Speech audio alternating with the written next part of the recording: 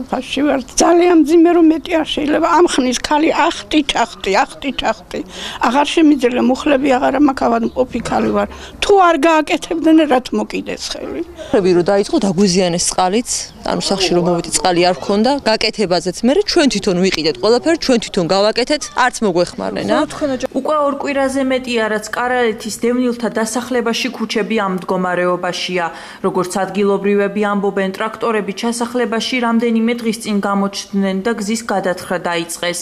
მათ არ აქვთ ინფორმაცია თუ რა სამუშაოები მიმდინარეობს და როდის დასრულდება. დევნილების თქმით, მათ ქუჩებზე გადაადგილება უჭირთ, პრობლემა კი განსაკუთრებით წვიმიან ამინდში ექმნებათ. აღნიშნული სამუშაოების გამო აქ მცხოვრებ რამდენიმე ოჯახს წყლის და გაზის მილები დაუზიანდათ და მათი შეკეთება საკუთარი სახსრებით მოუწიათ. ისინი მერიისაგან დაუყოვნებლივ რეაგირებას და აღნიშნული პრობლემის უმოკლეს დროში გადაჭრას მოითხოვენ. წავიდნენ თხარეს გონი ორი კვირა თხარეს და წავიდნენ საწავიდნენ არ ვიცი. ანუ ეს გათხრის პროცესი ორი კვირის წინ დაიწყო როგორც არა კაც ორი კვირის წინ კი არ кайხან დაწყებული აღარ ვიცი რამდენი. თვი არ გაკეთდებაო რა ვის და კიდე არ იციან ზუსტად და რავი მე მგონი დაგვეხმარებით და გაიგებთ ვინ არის რომელი კომპანია და ჩაყრიან მაინც. ლები იყვნენ და რა თავის ისინი წაიღეს როდის უნდა გააკეთონ მეთქი არავინ თქვენ ინფორმაცია რომელი კომპანია არ ვიცით კომპანია რომელი არის. იყვნენ რაღაცები რო აქვს ხომ დალაგებულები წაიღეს ისინი და წავიდნენ. всё მეტი არაფერი. გავიგე რომ მილის გამო რომ მაღლაო და ფუჭდება და ზურჯდება. ისინი სად უნდა გაიყვანონ მაღლა დაბლაც კდებაო და 30 ლარია ერთი გადაბლა მე მგონი. და ხარჯი მეტიაო და გათვალისწინებული არ იყო ეს გაზების გაკეთება და რა ვიცი არ ვიცი. ეხლა რამდენი ხანი უნდა იყოს რავი ამის თუ არა და დაყარონ ხრეში დაყარონ ასფალტს ხوار ვეუბნებით რომ დაგვიგონ. რომ ნორმალურად სახში შევიდეთ რა ვიცი მე. როდემდე უნდა ვიყოთ ესე. კი როგორ არის ხრეში იყოს გაზიდეს იყო შვენურად მივიდოთ აი როგორც იყო ხრეში დაყრილი. და ხო არ ვეუბნებით ასფალტი დაგვიგეთ ნორმალურად ადამიანურად რომ სახში შევიდეთ რა. მაინც იყოს რომ რა ვიცი მივიდეთ სახლამდე მანქანები გვიყენია იქ მივდივართ რა ვიცი ბავშვები ვერ გამოგუშვია გარეთ პატარები ყვანან 3-4 წლისანების სახში გარეთ ვერ უშვებთ. დაიწყეს იმიტომ რომ ასფალტი უნდა დაეგოთ.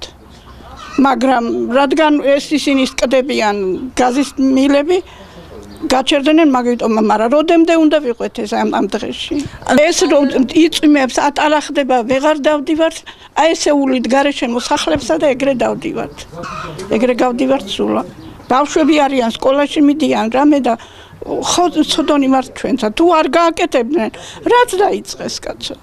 გორის მუნიციპალიტეტის მერიაში ამბობენ, რომ დევნილთა დასახლებაში ქუჩების მოასფალტების სამუშაოები მიმდინარეობს.